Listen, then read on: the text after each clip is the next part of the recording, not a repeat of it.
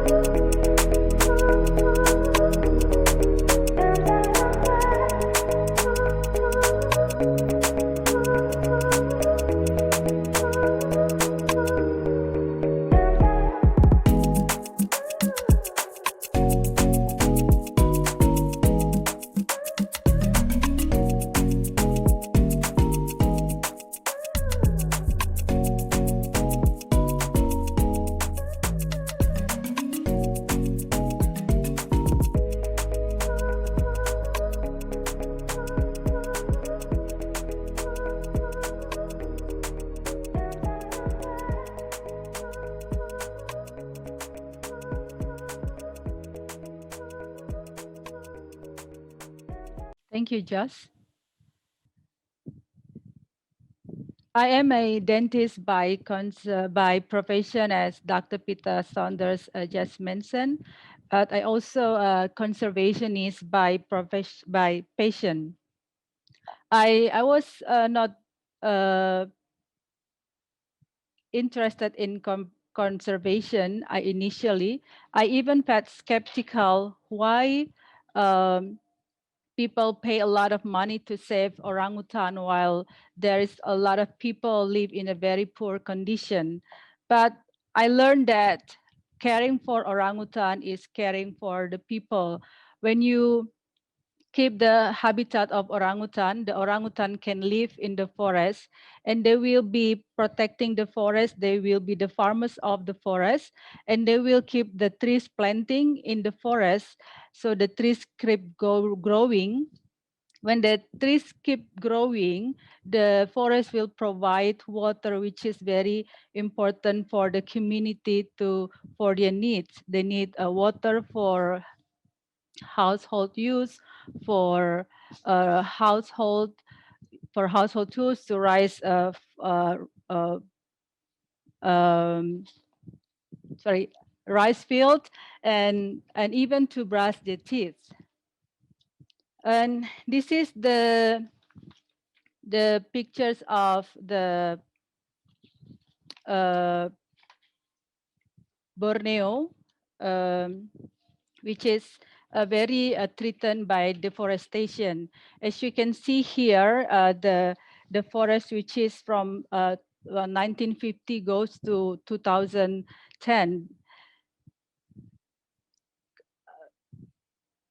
The Borneo forest is the one of the threatened ecosystem in the world. And my journey as a conservationist started when I met Kinari Webb, a friend, Indonesia, CMD introduced me to Kinari Webb. And she's a family physician from the US. And she introduced me to the idea of saving the forest and integrating with healthcare.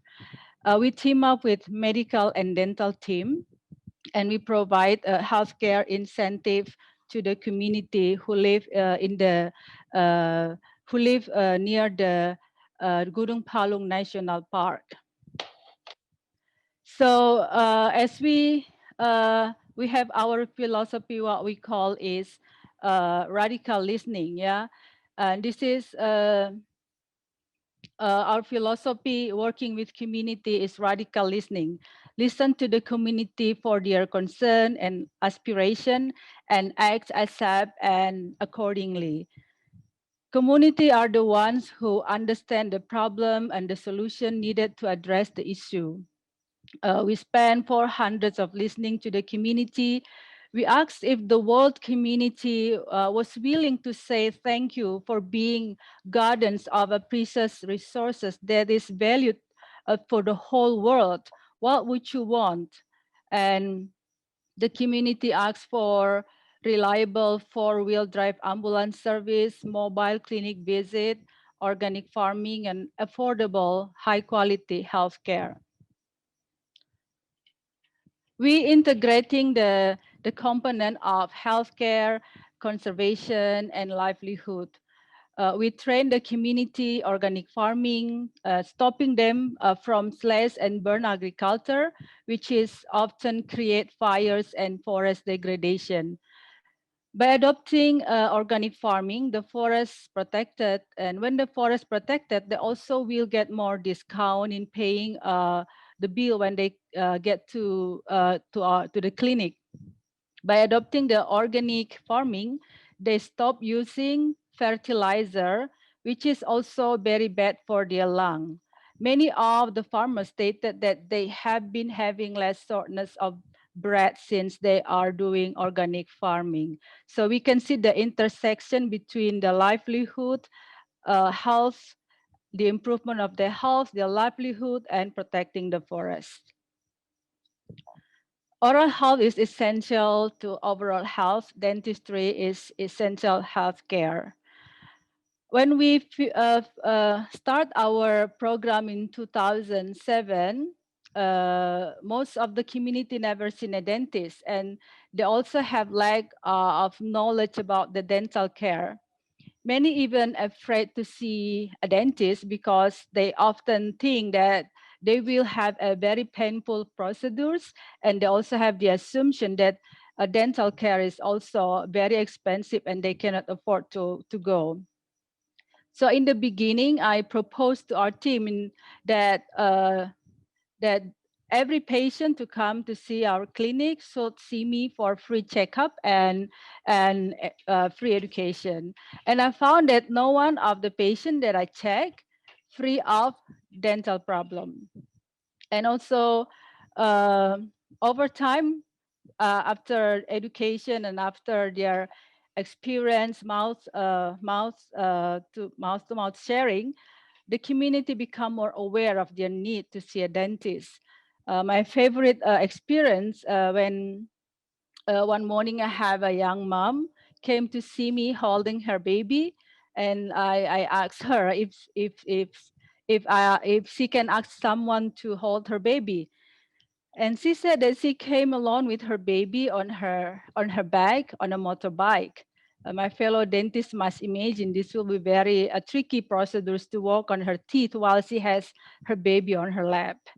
To make the baby calm and still, I let her breastfeeding the baby, and while I keep communicating with the baby, like, let's clean mama's teeth. Mama teeth is white now. Mama will have a beautiful smile, and the baby can sit still and calm.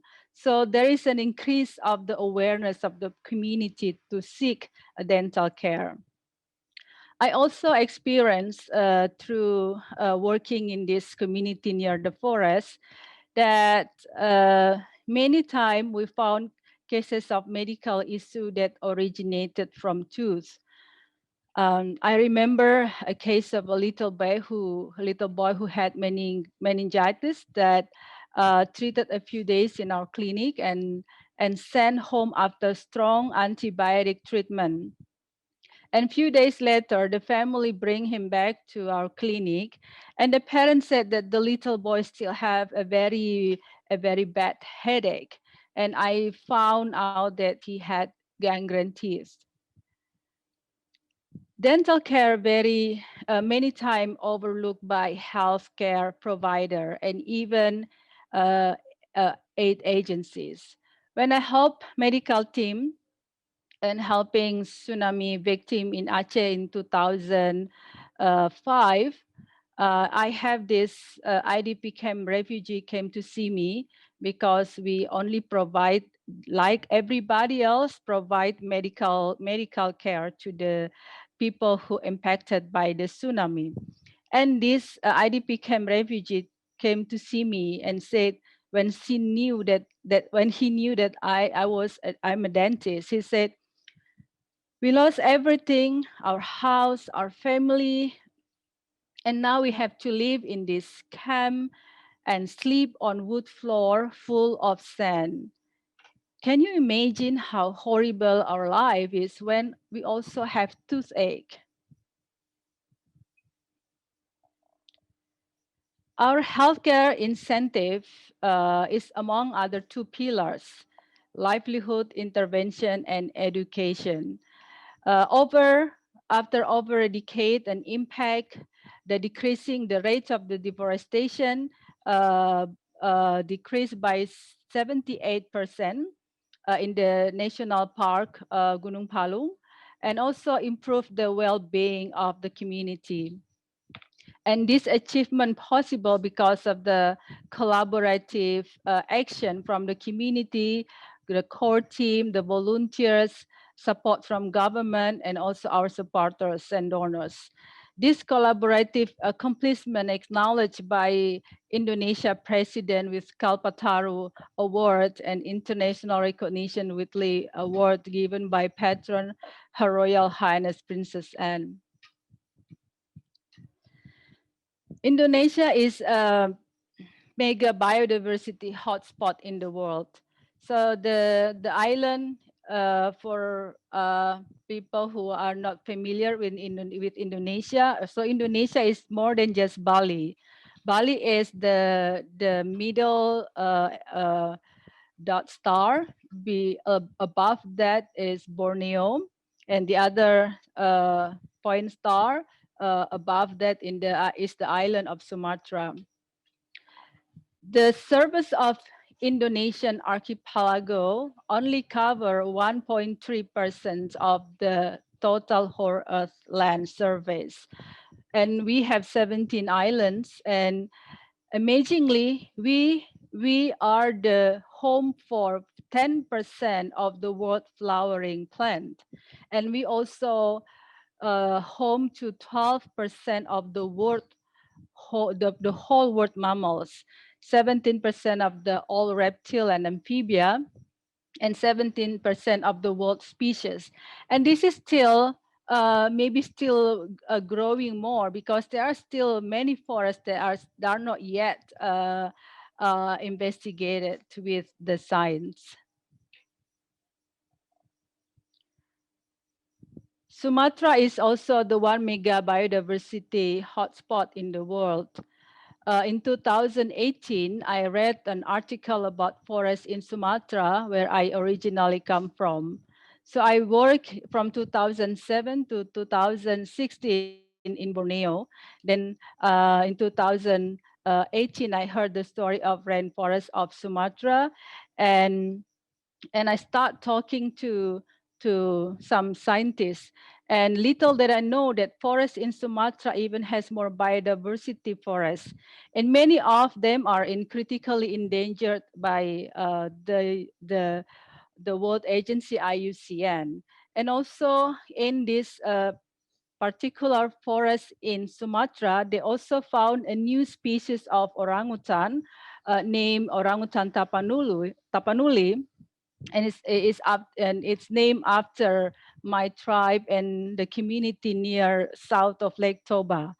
And this grape, the primate, that the science the scientists stated that this is uh, the most great ape to face the extinction, while in several generations.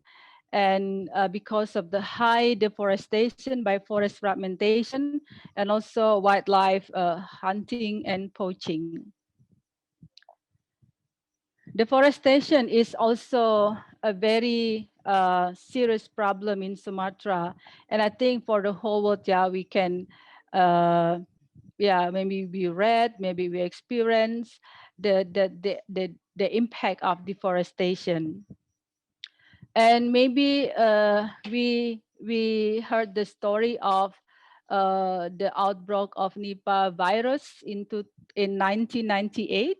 So this is related to massive deforestation from Sumatra. So we can imagine that how many wildlife that has to relocate because the land clearing of the massive deforestation. And deforestation has been a complex issue, yeah. And in 1998, this massive deforestation caused the Nipah virus outbreak in Malaysia and some other countries that kill many articles vary from 45 to 78% of the people that infected. And this is still much worse compared to COVID. And deforestation in Sumatra caused thousands or even millions of wildlife has to survive and have to find new homes. This create increase in pathogen spillover from wildlife to domestic animal and human, and it could be vice versa. And this also, there are some reports also said that this type of virus also related to Hendra virus that found in Australia. So you can see the blue dot is the home range of bat that live in Sumatra forest.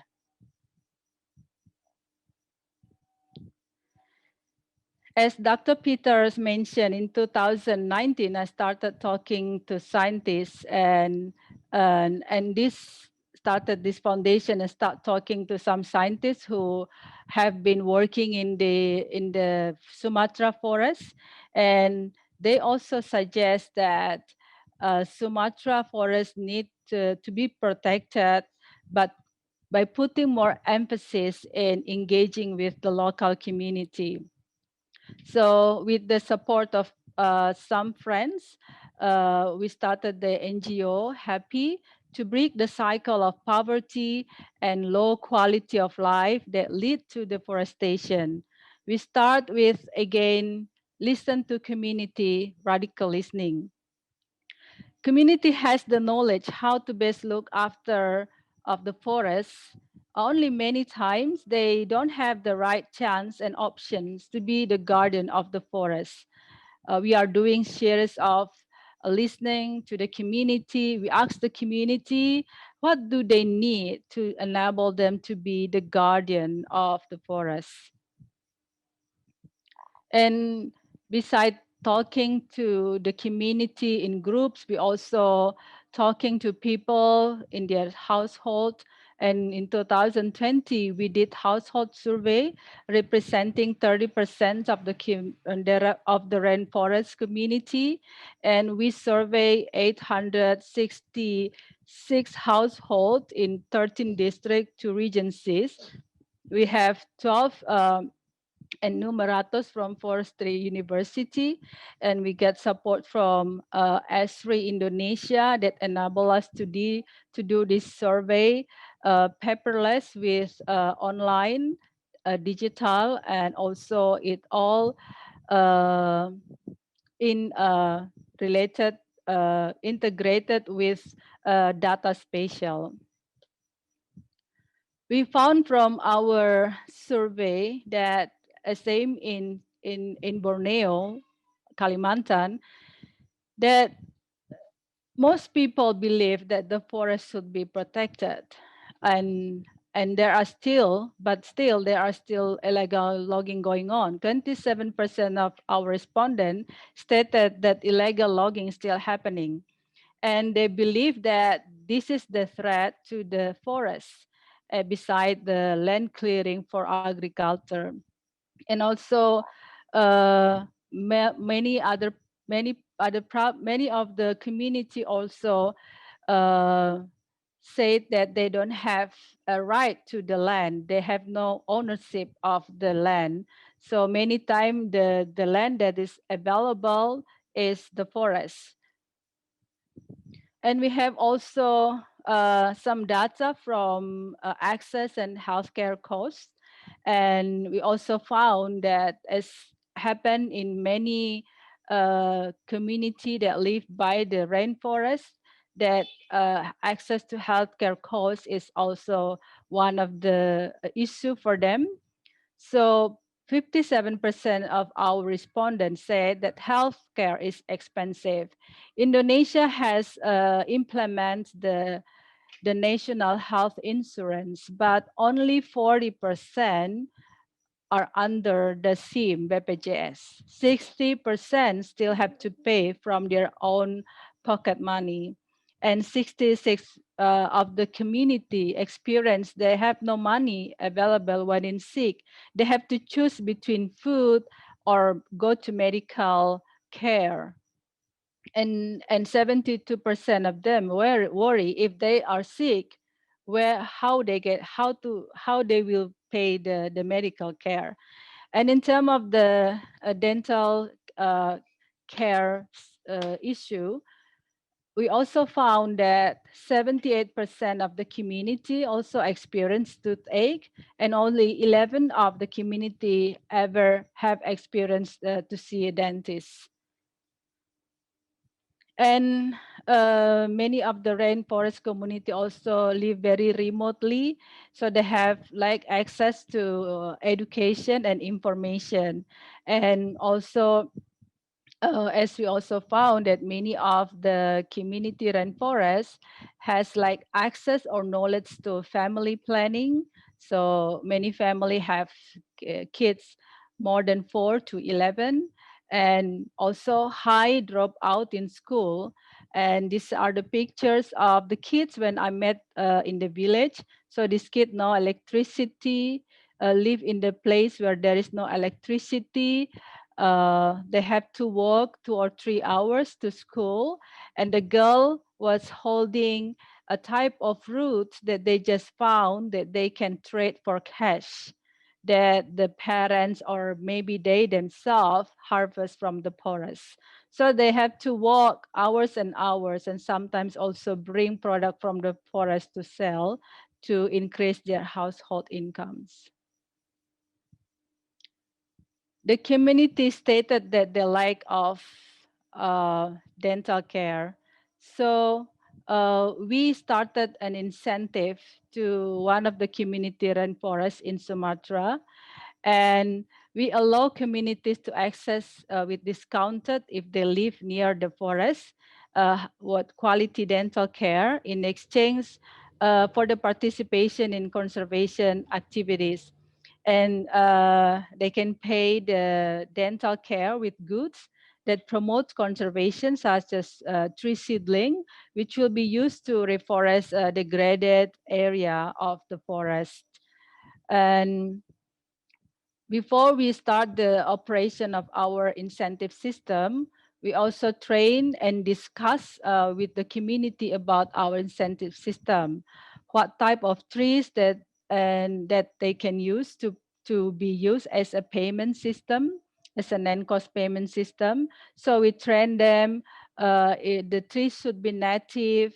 Also, the number of leaves at least that should be available in the seedlings to be eligible as a payment. So we train this community how to prepare the seedlings, and also there is a pictures on the right when we also train the community to pay for non-cash payment that also promote the conservation, that we train them to make eco poly bag to use household waste from banana trunk, so they can use the banana and the leaves, but the trunks many times they just waste. So we train them how to make a poly bag from banana trunk that they can use to be the means of payment in our clinic, and also to reduce plastic waste in tree planting. We also support by our partner Esri Indonesia for our online database that integrating with data spatial. So with the help of Esri Indonesia, we use this location intelligence, so we can have all the information that integrated with data spatial. And we have the information where the seedlings come from, and where will the seedling will be planted. And over the time, we hope to uh, monitor the progress of the seedlings from the patient that will generate the rehabilitation of the forest. So this system, we hope to be able to prove that the the incentive system also have impact on biodiversity and the health of the forest. So this in this dashboard, you can see that there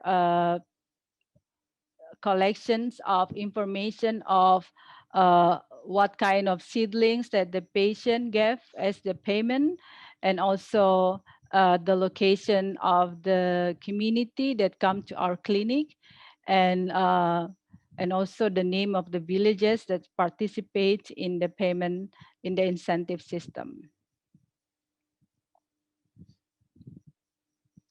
And the seedlings that we receive from the patient will be planting in the reforestation. And we reach out to many other organizations, individual and institution to work with us to reforest degraded forests from the seedlings that we got from patients. In this example, we partner with one of the Lutheran church in North Sumatra. They have program what they call ecotheology, and they integrating the project with interfaith.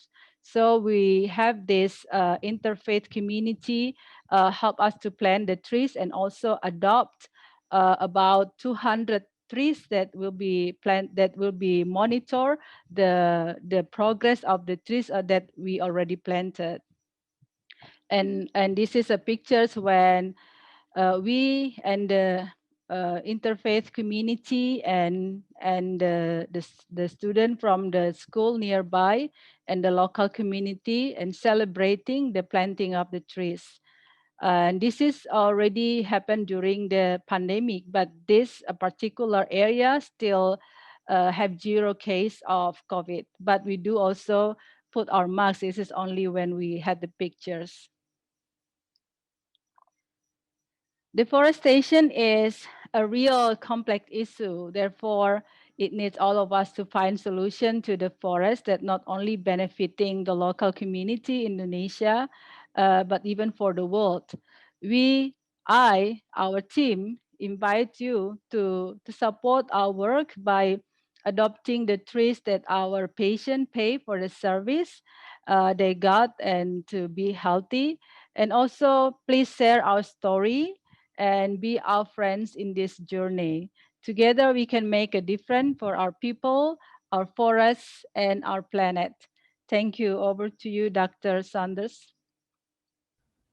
Thank you very much. So we've been listening to Dr. Hotlin Ompusunggu. If you've just joined us speaking on healthcare and deforestation, two subjects that you might have thought would not be linked, but now it's very clear how they've managed to do it. We're now going to move into a time of question and answer. I was fascinated, Dr. Hotlin, when you said the question, you talked about this whole idea of radical listening. And I guess it's something that often we don't do, is we're so quick to point the finger of blame rather than asking the question, but looking for the community to come up with the answers. And you say, what do you need to enable you to be the guardian of the forest? So you've passed on the responsibility to people, appealing to the fact that, as you've said, 98% of people want to protect the forest, but they're pushed into a situation where they have to exploit it simply to look after their healthcare and to provide. So can you tell us a little bit about your own journey to understanding the role of radical listening in really making an impact in a community like this? How did you come to understand this concept? Yeah, I think it's also a learning journey for me because many times as a human being, we have our pre-assumption of what is happening. But we want to keep instilled it in us that they are the one who know better how to look after the forest. And they are the one who the scientists, yeah, they have the observation day by day. We are just the people. I'm just coming from outside and have little knowledge of what's going on. So for example, one time we had this program implemented, and we also, after implementing the program, we also have continuous radical listening. So when we put the system in place, we asked the community, what do you think that we do better? And they said, so we put the system where people who come from uh, a village who protect the forest will have discount. Beside discount, they will also have other means of payment. So they got two incentive by protecting the forest with active participation and also with non-cash payment that promoting the conservation of the forest. So we asked them how we can do better. Is there anything that we should change? And in that time, we work with the Forest Bureau, the National Bureau, to give us information about which village are protecting the forest, which village are not.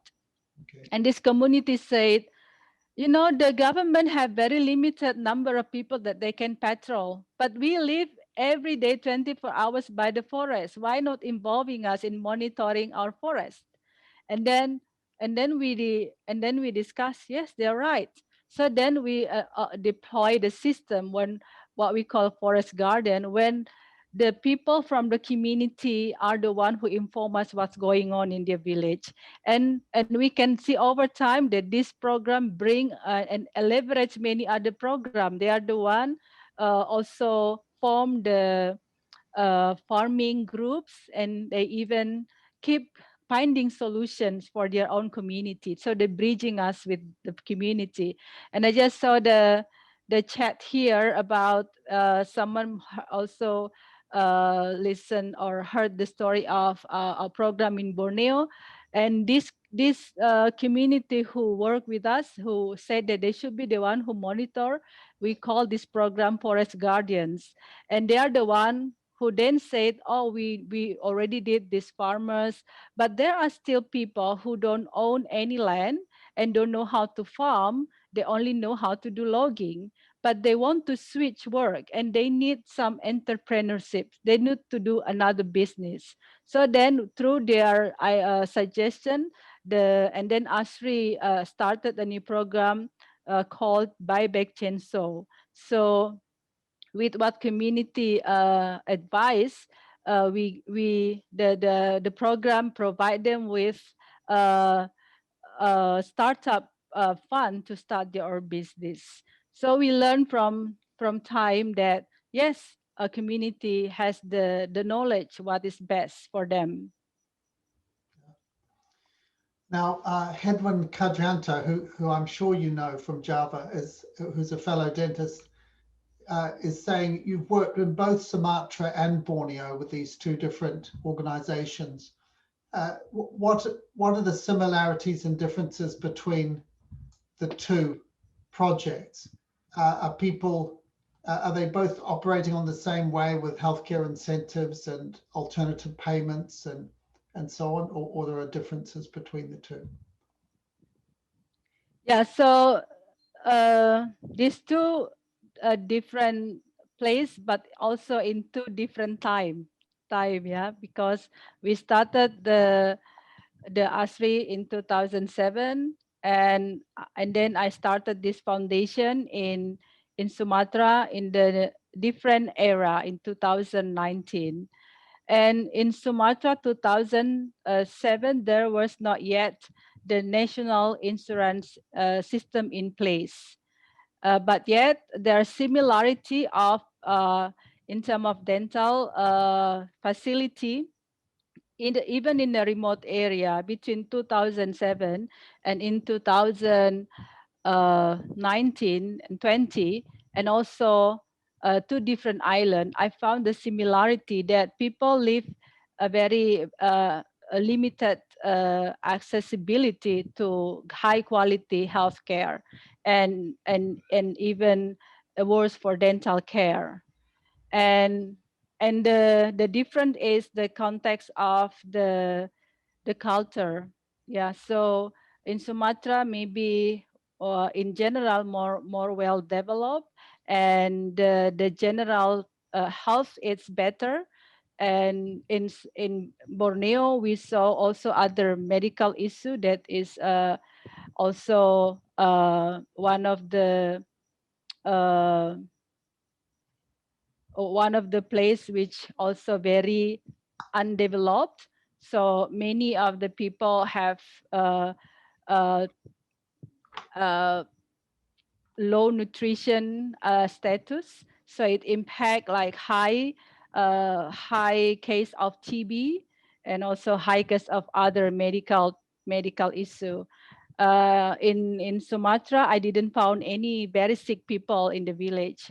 Yeah, but they are in general have better medical general health performance than Kalimantan. Other different, maybe, yeah, different culture. Yeah, and Indonesia has 17 islands and also hundreds of ethnicity. And what I found different in the context of the forest that I'm going to work is that mostly predominantly Christian community. So I also found that 80% of the respondents that we survey are Christians and 72% are Lutheran.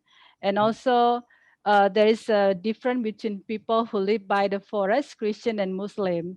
So for Christian, because there is no such a system for animal that they should eat or not. So high case incidence of eating wild animal compared to Borneo, where mostly people that we are working with were majority Muslim. So this is two different, yeah. And in Borneo and Sumatra, deforestation, but the combination with other activity that is not good for the ecosystem is slightly different because impact by culture and belief. Yeah. Now, what you're describing, your work has been recognized all around the world with different awards as well. And it really is a best practice model for combining healthcare and deforestation. We have one listener here, Anne Miriam from India, who's asking, how can we start this kind of work in our area? Are you aware of other groups doing this similar work in other countries or other parts of Indonesia, and people who are wanting to get involved? What's the best way that they can do it? Yeah, so in terms of this approach, I bring the model from the organization that I started to found in Borneo. So, but our sister organization in the US also bring this idea to other ecosystem in Amazon, Brazil. So they just started the sister organization from ASRI is Health in Harmony. So they start to a new project that also have same integration of healthcare and conservation in Madagascar and in Brazil. So I'm open to discussion how we can collaborate, and it doesn't have to be copy paste. Yeah, but these components should also be able to replicate where the intersections of the need of the intersections of the need of the life of the people, and also the need of the protecting of a high biodiversity rate and ecosystem. We did scouting in very different places in Indonesia, like we also open to partnership with other organization because this is very complex issue. We cannot do it on our own. We have to have uh, collaborative action. So like in 2013, we did scouting in Raja Ampat. This is to look at not only the forest, but the connection between the degradation of the marine ecosystem and the people who live by the marine. So we asked also the same question: what did they do if they have medical emergencies? And it's very interesting when we also heard from the community that they have to pay when they have emergency. They have to pay uh, 200 or 400 kilogram to 400-kilogram dried sea cucumber. So we can imagine one medical emergency, they have to harvest a lot of maybe unsustainable way of harvesting sea cucumber only to survive. They know it, they should not do that because they also have the system where they know that if the marine, if the sea let alone for over time, they will have enough fish that they can harvest. So they have a traditional law when they put a sign in the sea that no one can harvest, can do fishing in that particular sign. And over time, maybe they have the agreement in 5 years we will harvest the fish, and then we will have some cash. Maybe we need to build road or to build church or to build school. But when someone die and need cash to survive, they will be willing to do something that only to save what is happening now. They will compensate their future for the emergency need. Yeah. Now, I know your work has been covered here in the UK. We've had, it's been the subject of a BBC documentary, and national newspapers here have covered your work. Have you published any of this work in any academic medical journals? And Yeah, I think our partner organization in US actively engaging with more scientific writing. yeah, But I personally thinking about doing so, but I am the type of hands-on, yeah. So, but it's yeah, good to put this, what is best practice. I've been starting reaching out to Christian institution, the Lutheran Church. They asked me to write what is best practice as one of the integration of church to bring the integrity of God's creation and also to bring God's kingdom to the community. So yeah, I think a written document is good to share and people can learn from that. yeah.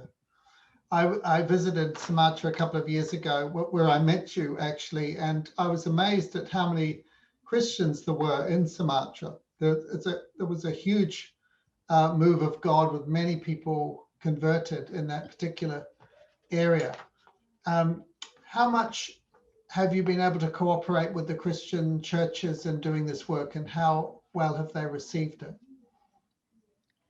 Yeah, I came to Sumatra in 2018 and I start foundation 2019, and I start talking after the data that I got from the survey. I start talking with church and Christian organization, and it's still in the ongoing discussion, and also because of this pandemic time, and we were still deciding what the practical thing that we can do together.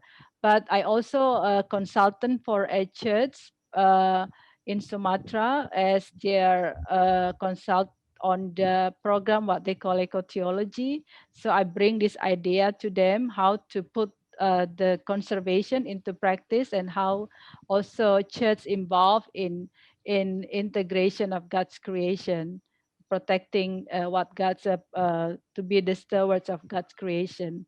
So Lutheran Church are the one of the church institution that particularly pay uh, attention to issue related to environment, and they also just assign executive staff that deal especially with issue related to environment. But I am open to maybe participant here have other idea, and I'm still in the process of reaching out. Yeah, and the conversation still going on, and I've been also talking to church friend in Australia, and maybe we need to find out in what way we can work together, but we have the same understanding that this issue also need to be addressed by church. It's a beautiful picture of what we call integral mission that you're painting, of the gospel transforming people's lives and behavior, and then transforming the community and the environment as well. And it's really a win-win all around for all species, not just the human beings who are benefiting from better healthcare in this way. What sort of response, Dr. Hotlin, have you had from the government? Are they supportive of what you're doing? Do they help you? Do they obstruct you? Generally, how have the government responded, both local and national, to your work? I start talking to some of the government agency, and they, for them, is thinking outside the box. Yeah. and and doing conservation is not merely address the issue of the forest itself. So for them, it's also a new concept that they also need to incorporate in their system. But yeah, we understand that still a long way to go to put it into practice. But to start talking about this, yeah, for them is a new era of intervention that need to be implemented. And this is the cross-cutting edge, yeah, the cross-cutting edge era, that different expertise should come together to find the solution that help each other to bring the impact to the community and to the forest.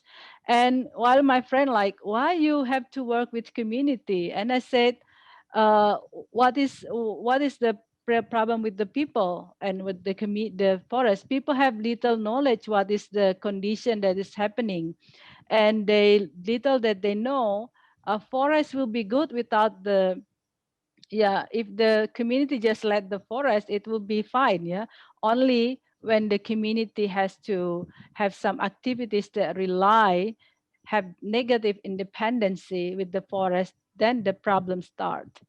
So uh, time to educate community, educate the government, but there is an open heart to this new idea.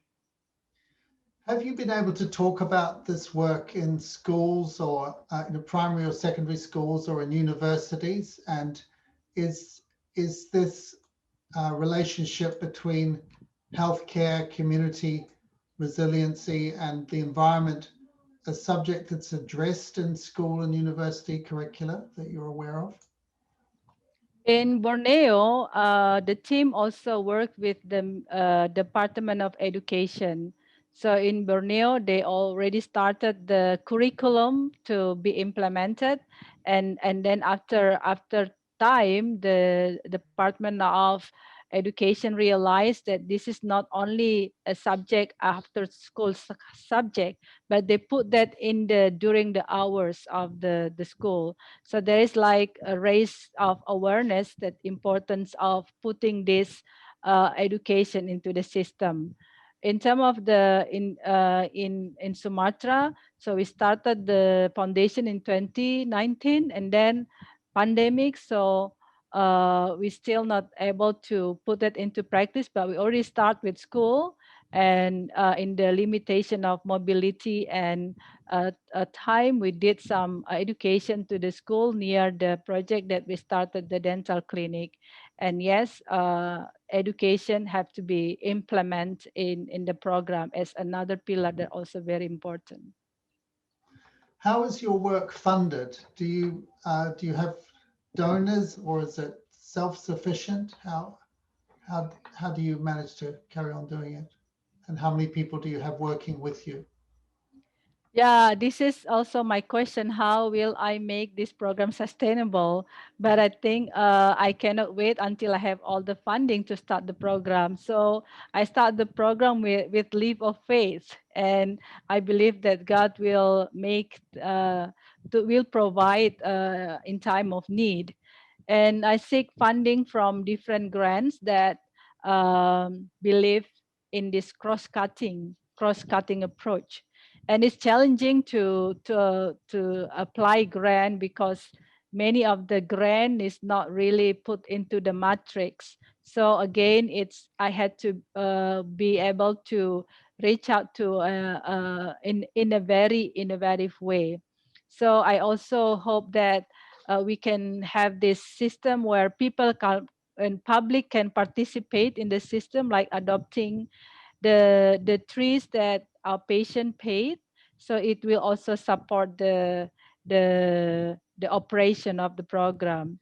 And we work with Esri. We hope this system will be digitally online accessible by many people. I know many people willing to be participate in the in the issue of climate change, high temperature rise by participating in adopting tree. So we hope also this program of adopting tree will be able also to support the program to be sustainably, financially sustainable. Now, I was listening to one of your videos earlier, and you said something that really struck me. You said everyone is pointing the finger rather than taking responsibility at a personal level. And you were saying, in effect, that the depletion of the rainforests is all of our problem, and it affects all of us around the world in different ways.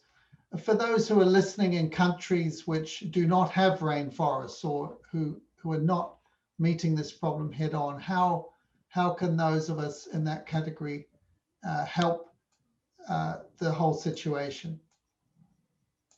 Yeah, I think whether you live by the forest or not, you will be impacted if there is a forest lost.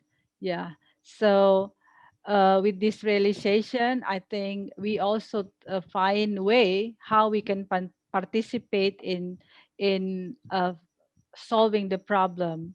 So in my previous experience, we believe that all of the expertise can be used to solve the problem. Yeah, so whatever you have to offer, there is always a way to use that to give impact to the conservation, uh, to the solution of the deforestation. So you can adopt trees, or you can give your ideas by maybe volunteering from far away or on site when the pandemic's gone, or yeah, be in the journey. There are still an exploration way how to do things, and we need people to we need friends that we can brainstorming ideas. So we need people that help us in helping the digital system, the adopting online trees, and economic sustainability, livelihood issue. So the all the aspect of the people's life are all uh, in the way that need to be addressed. So I believe that no one will be excluded in the making solutions. Yeah. And when we write to you after this webinar, we'll put information there about how you can learn more about the work, support the work, adopt a tree, that kind of stuff. Sadly, we've virtually run out of time now, but Dr. Hotlin, I just wanted to ask you in closing, how you're a Christian and doing all this work. How has your Christian faith motivated you and kept you going in this very difficult challenge? Yeah, for me personally, this approach is an act of reconciliation from man to God, man to man, and man to the environment.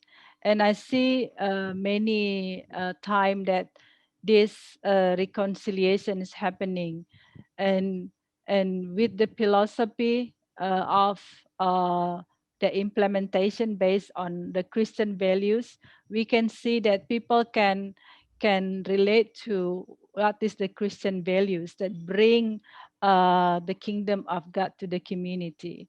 So for me, this is also a journey, bring me closer to God, but also bring people closer to God through the creation and through the shalom that bring with these approaches. Thank you very much. And I'm afraid that's all we've got time for today, but we've been listening to Dr. Hotlin Ompusunggu from Indonesia talking about healthcare and deforestation and how the two can go together. And it just remains to me to say thank you very much again, Dr. Hotlin, for sharing your time and insights and testimony with us of this wonderful work, and for all of you for joining us today on ICMDA webinars. I look forward to seeing you again. God bless you. Thank you. God bless you. Thank you.